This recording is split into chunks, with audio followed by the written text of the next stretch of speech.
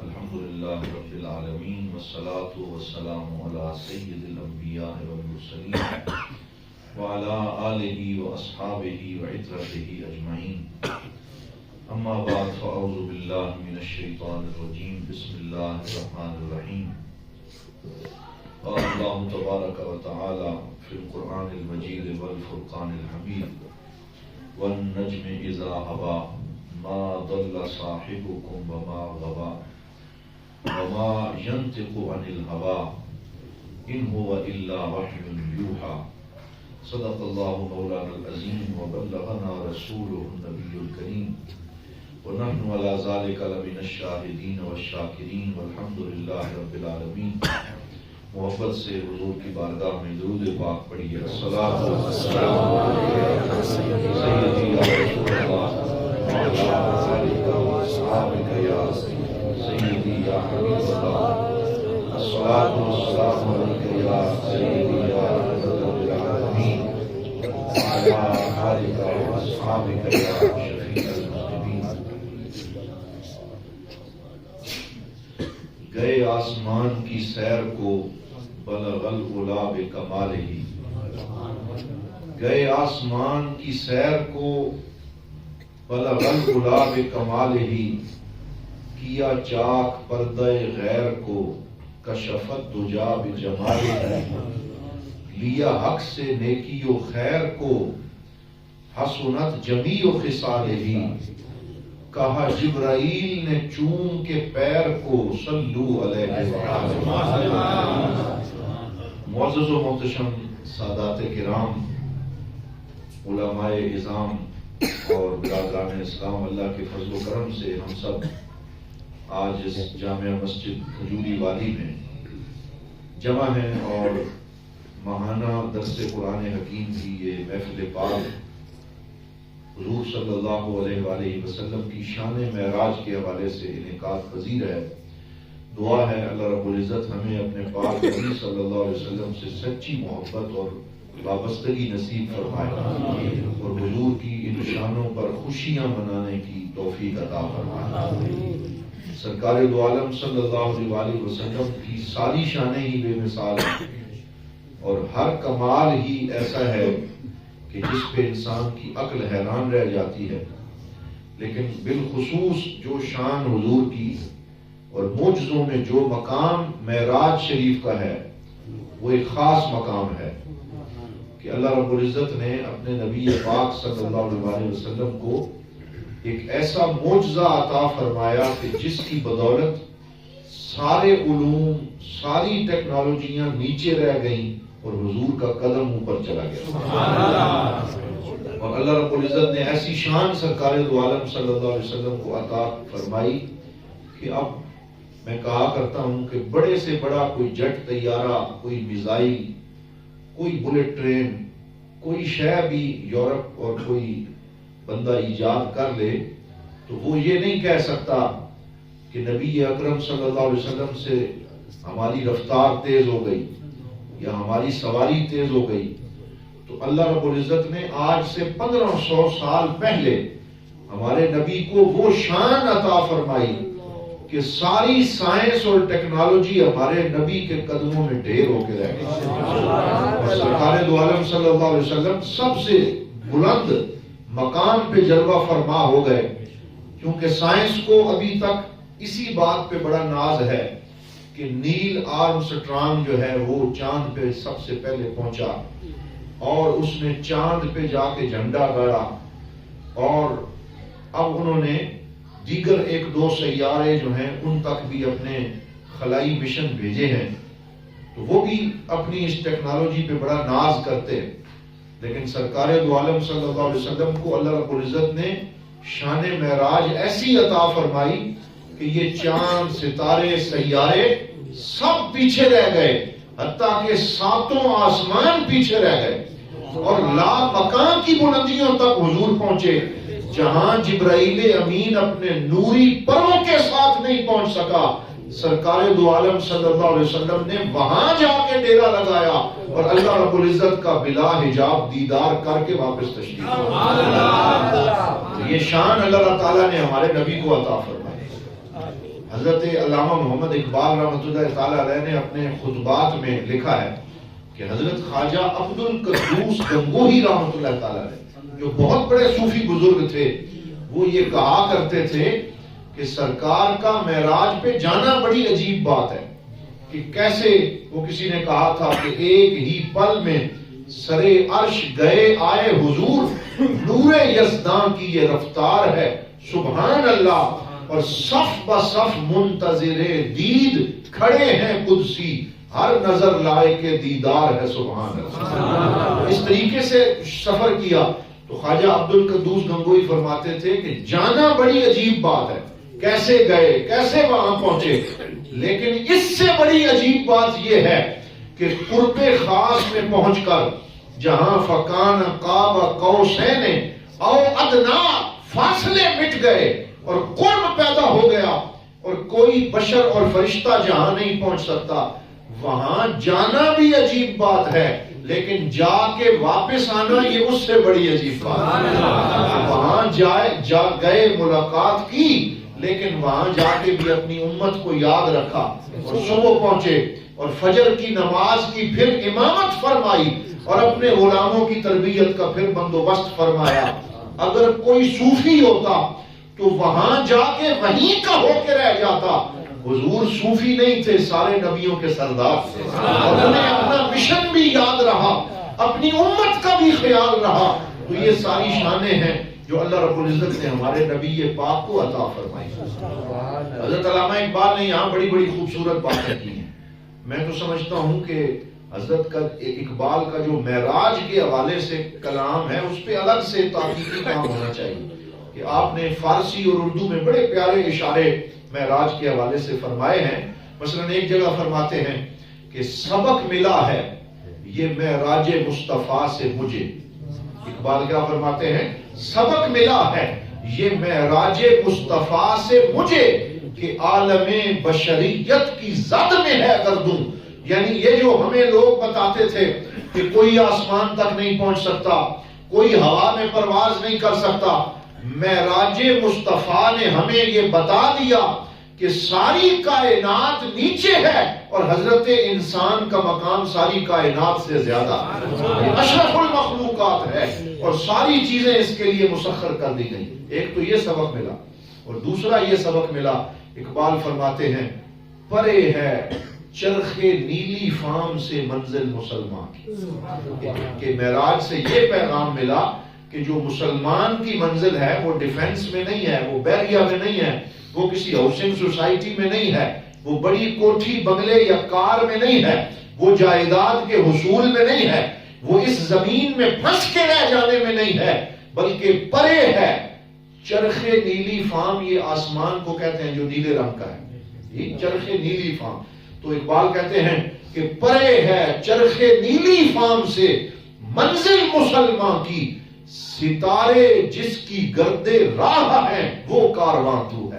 یہ انسان جس کی گرد راہ جو ہے وہ ستارے گرد بن کے پیچھے رہ جاتے ہیں، چاند پیچھے رہ جاتا ہے، اور حضور کا غلام اس ساری کائنات سے آگے نکل جاتا ہے۔ سرکار نے معراج کی رات ہمیں یہ بتایا کہ اے مسلمان، اے بندہ مومن، تیری منزل اس زمین میں نہیں ہے بلکہ آسمانوں سے پرے تیری منزل ہے۔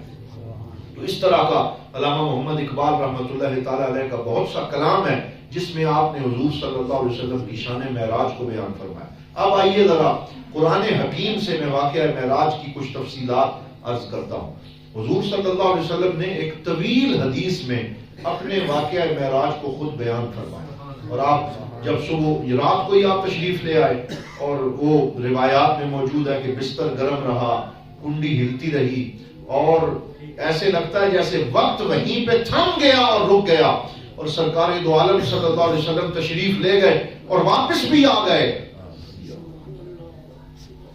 شاہ صاحب کے اللہ تشریف لائے، خوش آمدید کہتے ہیں۔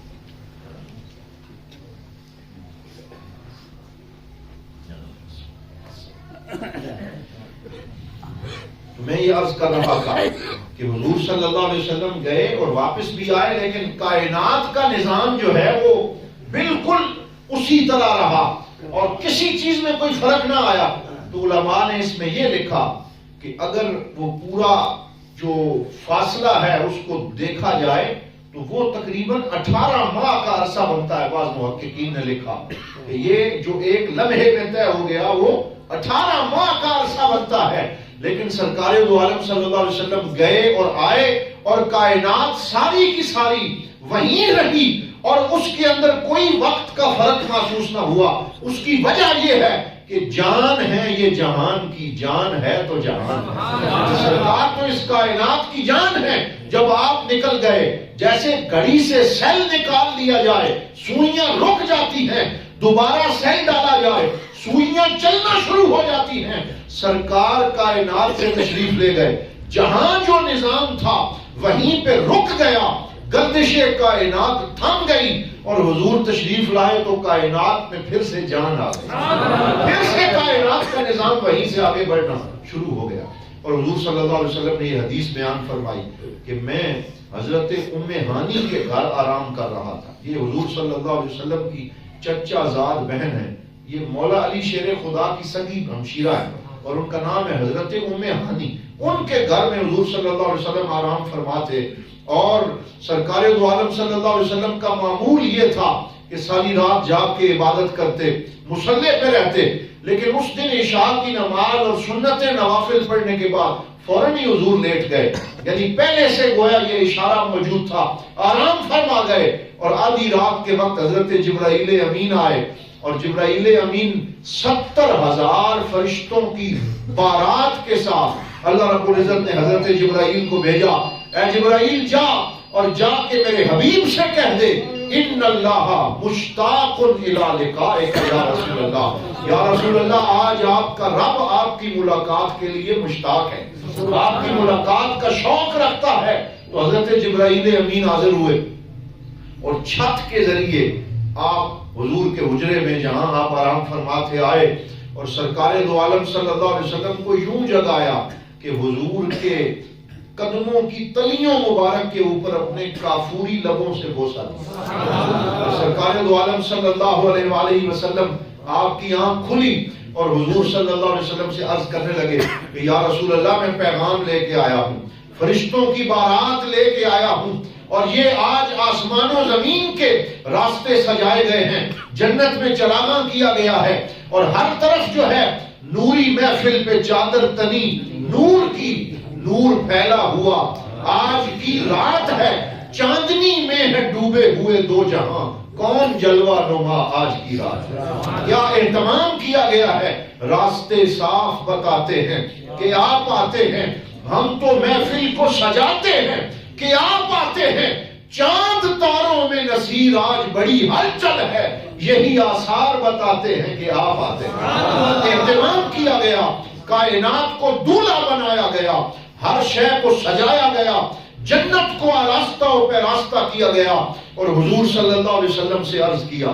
حضرت جبرائیل نے جب اپنے کافوری لبوں سے حضور کے قدمین شریفین کا بوسہ لیا تو شاعر کہتا ہے زبان حال سے حضرت جبرائیل امین یوں عرض کر رہے تھے تیری معراج کہ تو لوح و قلم تک پہنچا اور میری معراج کہ میں تیرے قدم تک پہنچا.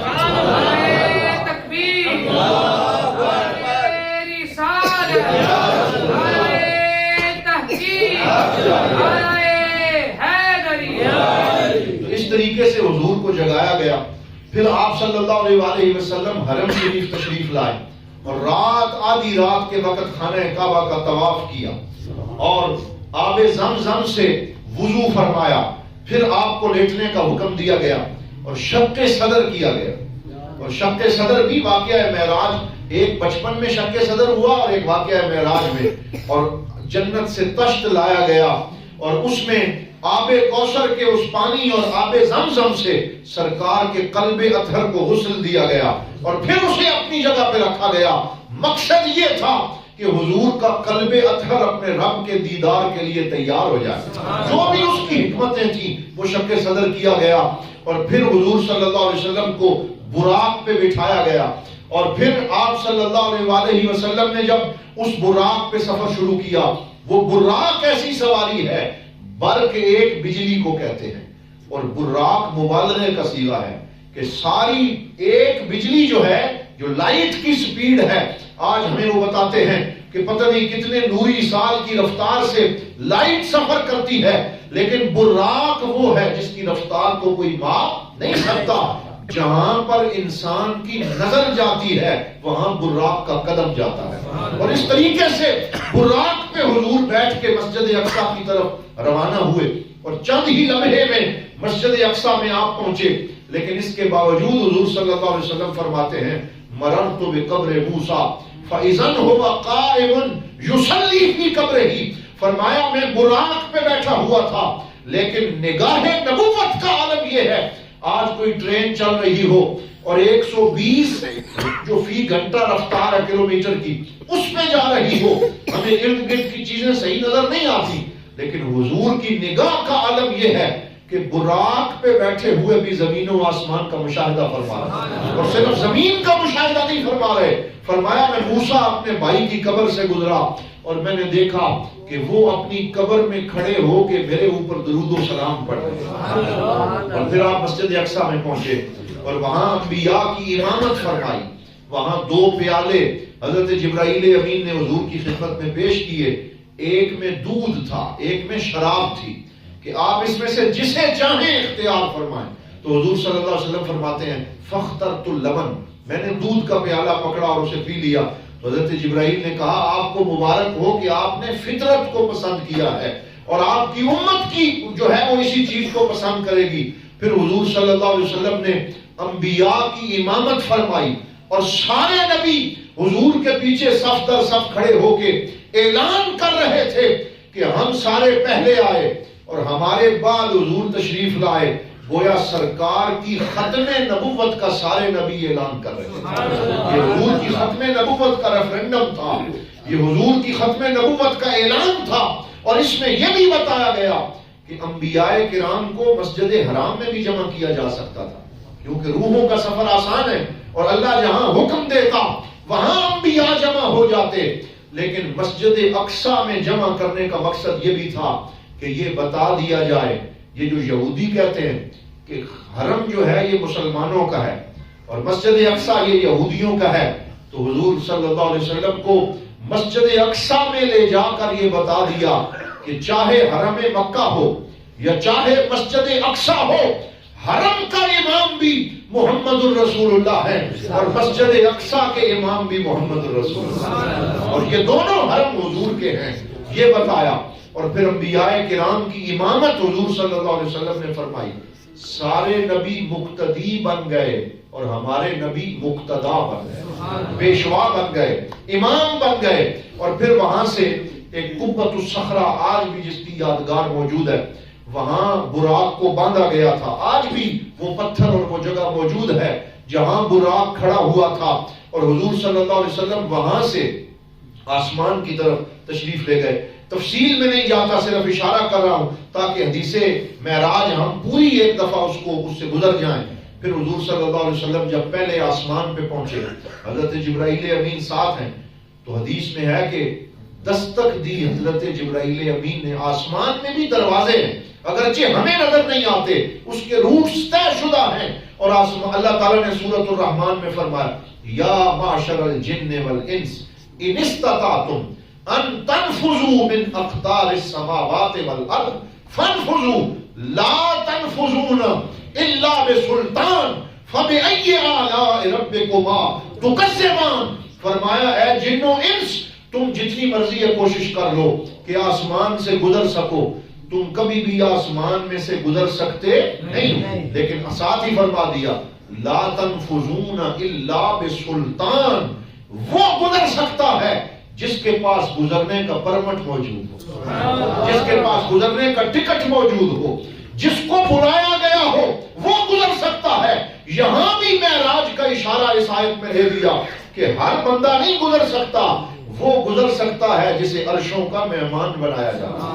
وہاں پہنچے، دستک دی، اندر جو فرشتہ ڈیوٹی پہ مامور تھا اس نے پوچھا من بالباب، حالانکہ اب دیکھیں، حالانکہ یہ پتا تھا کہ آج حضور تشریف لا رہے ہیں، اور فرشتے ہزاروں سال سے اس دن کے انتظار میں تھے کہ ہم حضور کا دیدار کریں گے، زیارت کریں گے، ہماری آنکھوں کی پیاس بجھے گی. سارا پتا تھا، روٹ طے تھا.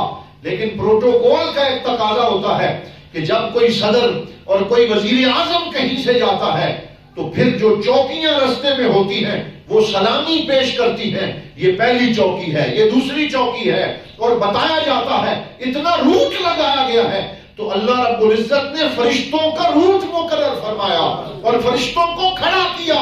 پھر فرشتے پوچھتے ہیں کون آیا ہے؟ حضرت جبرائیل عرض کرتے ہیں انا جبرائیل، میں جبرائیل ہوں. تو وہ پوچھتے ہیں اکیلے آئے ہو یا ساتھ بھی کوئی آیا؟ اکیلے آئے ہیں یا ساتھ بھی کوئی آیا؟ کہتے ہیں معی محمد الرسول اللہ، آج میرے ساتھ اللہ کے رسول، نبیوں کے سردار حضرت محمد الرسول اللہ ہے. دروازہ کھول دیا جاتا ہے، یعنی یہ پروٹوکول حضور کو دیا جا رہا ہے. پھر حضرت آدم سے ملاقات ہوتی ہے اور ہر آسمان پہ ایک نبی حضور کے استقبال کے لیے موجود ہے. کہیں حضرت آدم ہیں، کہیں حضرت یحییٰ ہیں، کہیں حضرت عیسیٰ ہیں، کہیں حضرت موسیٰ ہیں، کہیں حضرت ادریس ہیں، اور ساتویں آسمان پہ حضرت ابراہیم علیہ السلام جو جد الانبیاء ہیں، جو حضور کے بھی دادا ہیں. ساتویں آسمان پہ وہ ہیں. ہر نبی کہتا ہے مرحباً بالنبی الصالح والابن الصالح. ہم اپنے بیٹے اور اپنے نبی صالح کو، اپنے سردار کو خوش آمدید کہتے ہیں. حضور فرماتے ہیں جب میں ساتویں آسمان پہ پہنچا تو وہاں پر حضرت ابراہیم علیہ السلام بیت المعمور کی دیوار سے ٹیک لگا کے بیٹھے ہوئے. یہ بیت المعمور خانہ کعبہ کی ایکسٹینشن ہے، یعنی جہاں نیچے کعبہ کی دیواریں ہیں بالکل اس کے اوپر ساتوں آسمانوں سے اوپر بیت المعمور ہے.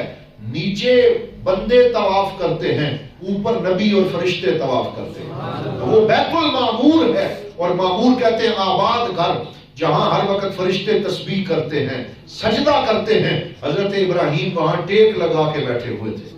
تو میں گیا، وہ اٹھ گئے اور انہوں نے مجھے کہا مرحباً بالابن الصالح، میں اپنے بیٹے کو خوش آمدید کہتا ہوں. اور پھر حضور صلی اللہ علیہ وسلم کا استقبال کیا اور پھر سرکار دو عالم کو مبارک دی کہ آج آپ اپنے رب کے دیدار کے لیے جا رہے ہیں، اور یہ شرف ہم میں سے کسی کو نصیب نہیں ہوا.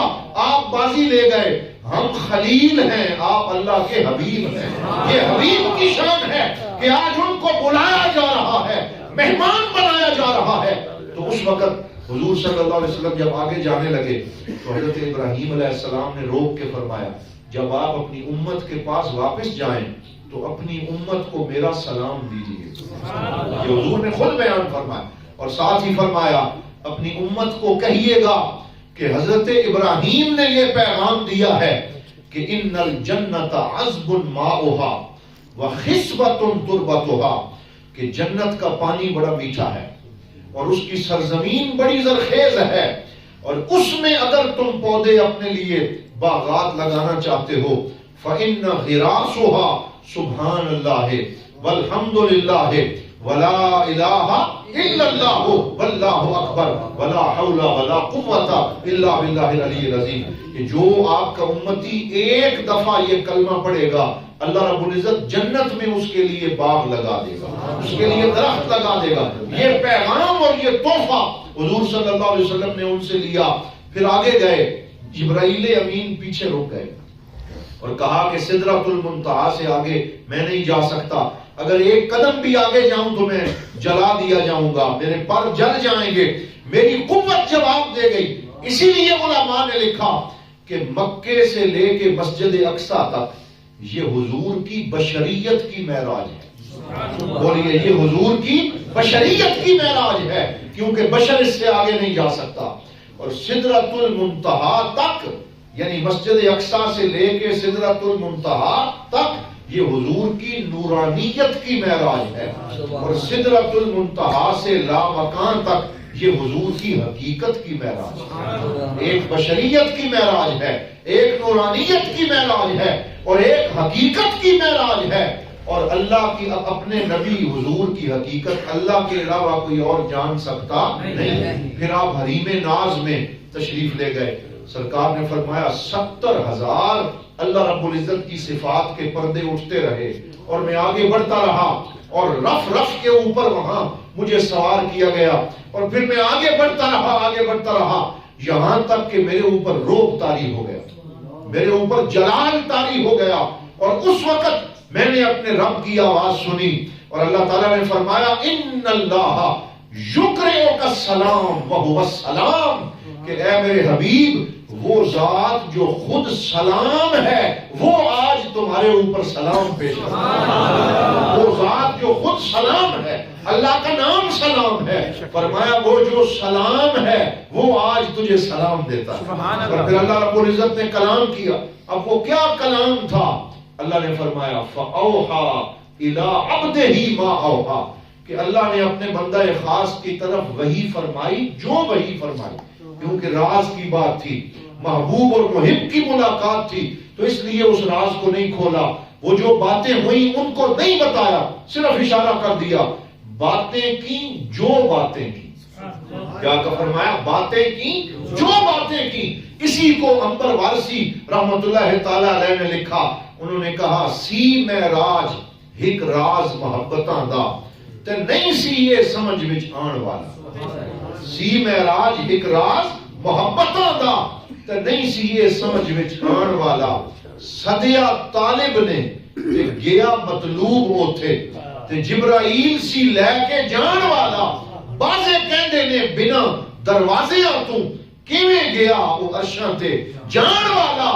عنبر تیری عقل نو ایتھے دخل کیے جانے جان والا یا لے جان والا.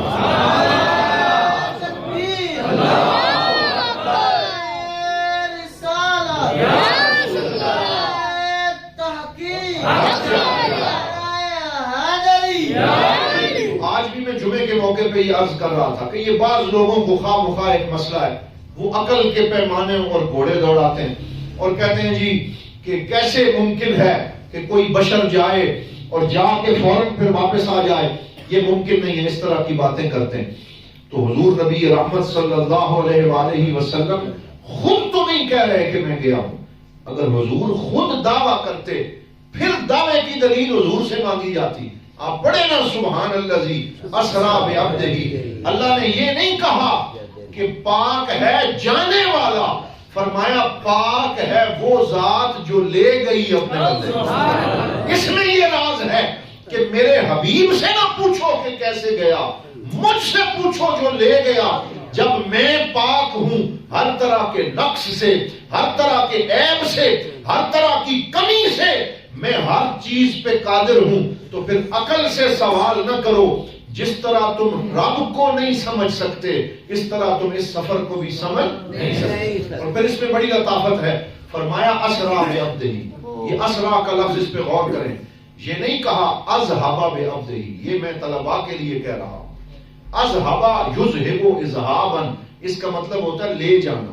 تو جو صرف لے جانا ہوتا ہے اس میں طرح طرح کی ڈیوٹیاں, کوئی کام کے لیے جاتا ہے, کوئی مزدوری کے لیے جاتا ہے, کوئی کسی سرکاری مہم کے لیے جاتا ہے. تو اس وقت اس سفر میں تھکاوٹ بھی موجود ہوتی. یعنی جب کوئی آدمی اپنی کسی ڈیوٹی کے لیے سفر کرتا ہے وہ انجوائے نہیں کر سکتا, وہ اپنی ڈیوٹی میں اس کی توجہ لگی ہوئی ہوتی. اللہ نے ایک ایک لفظ ایسا استعمال کیا جس میں لطافت ہے. فرمایا سبحان الذی اسریٰ بعبدہ, پاک ہے وہ ذات جس نے سیر کروائی اپنے بندے. یعنی جانے میں بھی سیر کا لفظ استعمال کیا, یعنی مشاہدہ کروایا, سیر کروائی, کائنات کے رازوں سے پردہ اٹھایا تاکہ حبیب مکرم صلی اللہ علیہ وسلم کے دل کو تسلی دی جائے. آپ کی زوجہ محترمہ سیدہ خدیجۃ الکبریٰ کا وصال ہو گیا رضی اللہ تعالی عنہا. حضرت ابو طالب کا وصال ہو گیا اور طائف والوں نے حضور صلی اللہ علیہ وسلم پہ پتھر برسائے. حضور کا دل بڑا اداس تھا, بڑا دکھی تھا. فرمایا اے میرے حبیب دکھی ہونے کی اور غمگین ہونے کی ضرورت نہیں ہے. اگر کوئی اور آپ کو نہیں مانتا آ جا عرش پہ, میں تجھے مانتا ہوں تو مجھے مان, میں تجھے دیکھتا ہوں تو مجھے دیکھ لے, میں تیری زیارت کرتا ہوں تو میری زیارت کر. تو اللہ رب العزت نے حریم ناز کی خلوتیں اپنے پاک نبی صلی اللہ علیہ وآلہ وسلم کو عطا فرمائیں. اور آگے یہ نہیں کہا اسرا بنبیہ اسرا برسولہ، یہ لفظ استعمال نہیں کیے، حالانکہ معنی تو یہ ہے جو اپنے نبی کو لے گیا، جو اپنے رسول کو لے گیا۔ فرمایا اسرا بعبدہ، پاک ہے جو اپنے عبد کو لے گیا۔ یہاں علماء نے بڑا خوبصورت کلام لکھا ہے، انہوں نے کہا کہ سب سے بڑی شان اس کائنات میں یہ ہے کہ کسی کو اس کا مالک کہہ دے کہ یہ میرا بندہ ہے۔ ہم تو سارے کہتے ہیں ہم اللہ کے بندے ہیں، یہ اتنا بڑا کمال نہیں ہے۔ جس کو اللہ کہہ دے یہ میرا ہے، وہ سب سے بڑی شان ہوتی ہے۔ تو جب حضور صلی اللہ علیہ وسلم کے بارے میں اللہ نے فرمایا اسرا بعبدہ، پاک ہے وہ ذات جو اپنے عبد کو لے گئی، اپنے بندے کو لے گئی، تو اس میں جو لطافت ہے، اس میں جو لطف ہے، وہ کسی اور لقب میں نہیں ہے۔ اسی وجہ سے حضور صلی اللہ علیہ وسلم نے فرمایا جب میں اللہ کی بارگاہ میں پہنچ گیا، دیدار ہو گیا، ملاقاتیں ہو گئیں، تو اس وقت اللہ رب العزت نے مجھ سے پوچھا بما اسمیک یا محمد، اے محمد صلی اللہ علیہ وسلم آج آپ کو کون سا نام لے کے میں آپ کو مخاطب کروں؟ اللہ نے اپنے نبی سے پوچھا، اپنے حبیب سے پوچھا آج آپ کے کس نام سے میں آپ کو مخاطب کروں؟ تو حضور نے عرض کیا بنسبتی الیک بالعبودیہ، یا اللہ آج اگر تو مجھے پکارے اور مخاطب کرے، تیری آواز ہو، تیرا انداز ہو، اور تو اپنے پاک جو ہے وہ طریقے سے میرا نام لے، تو یا اللہ میں چاہتا ہوں تو مجھے اپنا بندہ کہہ کے پکار، تو مجھے اپنا بندہ کہہ کے پکار، اس سے زیادہ میرے لیے کوئی شرف نہیں ہے۔ اور پھر حضور صلی اللہ علیہ وسلم سے اللہ تعالیٰ نے پوچھا کہ جب کوئی محبوب کسی محبوب سے ملنے آتا ہے، کوئی تحفہ لے کے آتا ہے، تو آپ میرے لیے کیا تحفہ لے کے آئے؟ یہ ساری باتیں صوفیاء نے لکھی ہیں، احادیث میں موجود ہیں، کیا تحفہ لے کے آئے ہیں؟ تو حضور نے عرض کیا التحیات للہ والصلوات والطیبات، یہ تین چیزیں حضور صلی اللہ علیہ وسلم نے اللہ کی بارگاہ میں پیش کی۔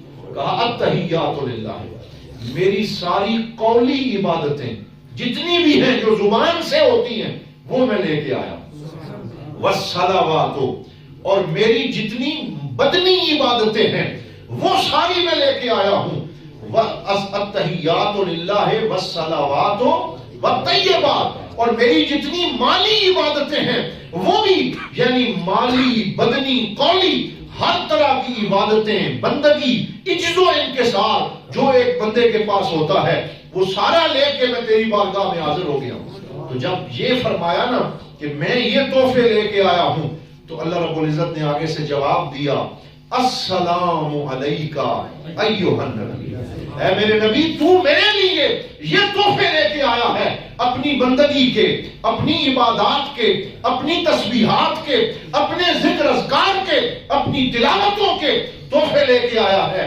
تو آج میں تجھے یہ تحفہ دیتا ہوں کہ اور کوئی یہاں پہ موجود نہیں ہے، میں سراپا سلامتی ہو کر تجھے سلام دیتا ہوں، سلام کا تحفہ دیتا ہوں۔ السلام علیکہ ایھا النبی ورحمۃ اللہ وبرکاتہ۔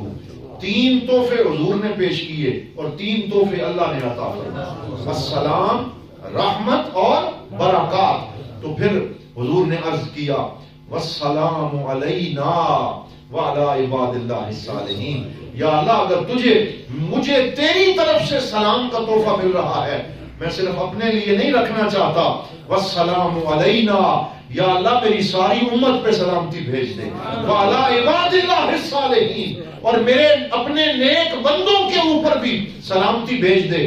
تو حضرت امام غزالی فرماتے ہیں کہ اللہ رب العزت نے اپنے نبی کے ساتھ، کہہ دیجئے صلی اللہ علیہ وسلم، جو باتیں راز و نیاز کی فرمائی تھی، حضور نے ان میں سے ایک بات کو ہماری نماز کا حصہ بنا دیا کہ ہم جب ہر نماز میں یہ پڑھتے ہیں التحیات للہ والصلوات والطیبات السلام علیکہ ایھا النبی ورحمۃ اللہ وبرکاتہ والسلام علینا وعلی عباد اللہ الصالحین۔ یہ جو آپ پڑھتے ہیں، جب آپ پڑھیں تو اس احساس سے پڑھا کریں کہ گویا حضور اپنے رب کی بارگاہ میں حاضر ہیں، یہ گفتگو ہو رہی ہے اور حضور اس سلام میں ہمیں بھی شامل فرما رہے ہیں۔ فرمایا پھر کیفیت نصیب ہوتی ہے، اور یہ وہ کنورسیشن ہے، یہ وہ گفتگو ہے جسے اللہ نے نماز کا حصہ بنایا.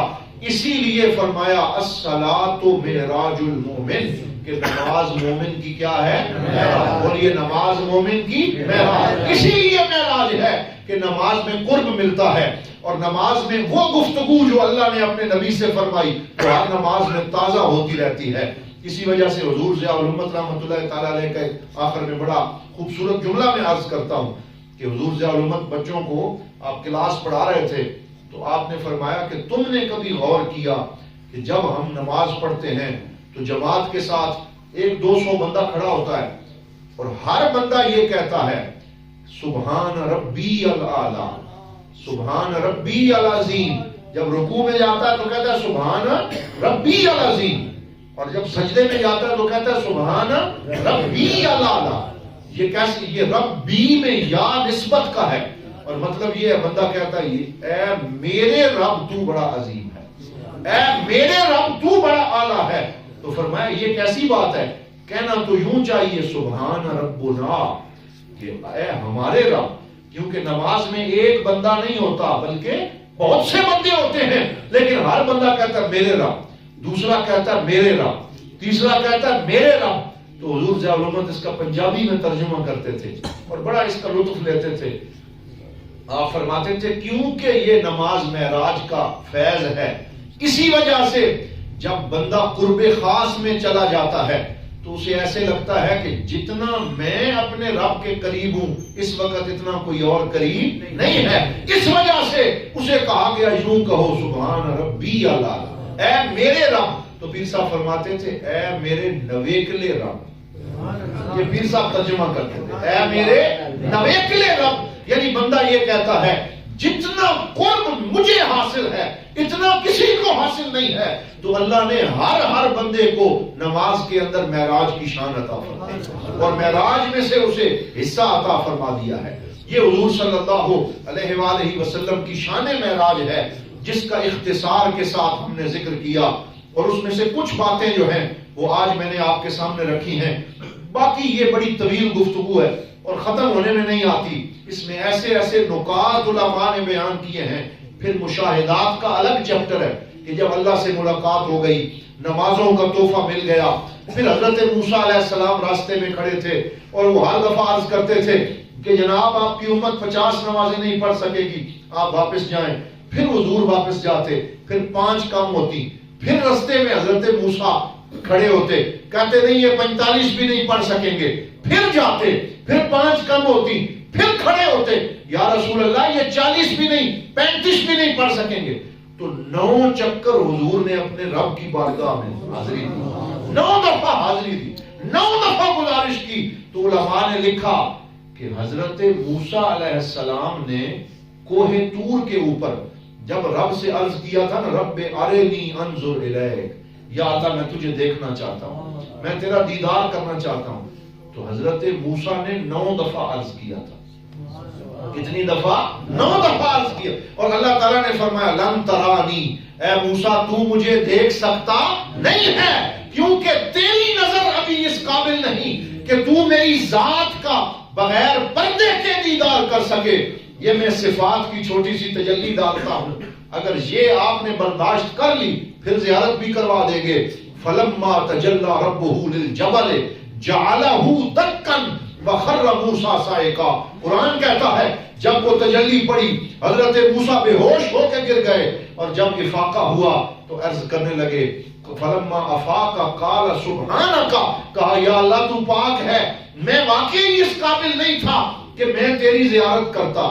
وہاں بھی اللہ نے یہ لفظ استعمال نہیں کیا لن ارا کہ میں دیکھا نہیں جا سکتا، فرمایا لن ترانی، آپ مجھے نہیں دیکھ سکتے، مجھے دیکھنے والی نظر کوئی اور ہے، مجھے دیکھنے والی نظر کوئی اور ہے. اسی لیے شاعر نے کہا موسیٰ ز ہوش رفت بیک جلوے صفات تو عین ذات می نگری در تبسمی.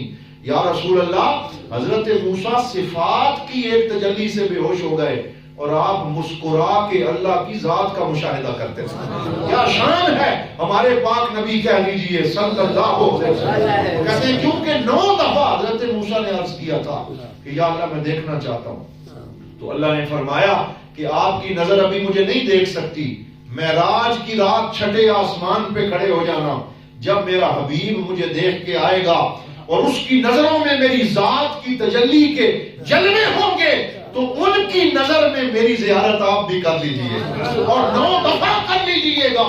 تو 9 بار عرض کیا، حضور بار بار جا کے دیدار کرتے رہے اور نمازوں میں تخفیف ہوتی رہی، اور آخری دفعہ ارشاد فرمایا جاؤ اے میرے، حضرت موسیٰ نے کہا ایک دفعہ پھر جائیں، وہ کسی نے تو لطیفہ بنا دیا، اس نے کہا کہ ایک پھیرا حضور ڈال دیتے اور تو یہ نمازوں کا کام اور آسان ہو جاتا۔ نعوذ باللہ، جو 5 بھی نہیں پڑھتے وہ ایسی باتیں کرتے ہیں، لیکن اللہ رب العزت نے اپنے حبیب سے فرمایا اے میرے حبیب کہہ دیجئے صلی اللہ علیہ وسلم، آپ کے لیے خوشخبری ہے کہ آپ کی امت پڑھے گی 5 نمازیں اور ثواب 50 نمازوں کا عطا فرماؤں، ثواب 50 نمازوں کا میں عطا فرماؤں گا۔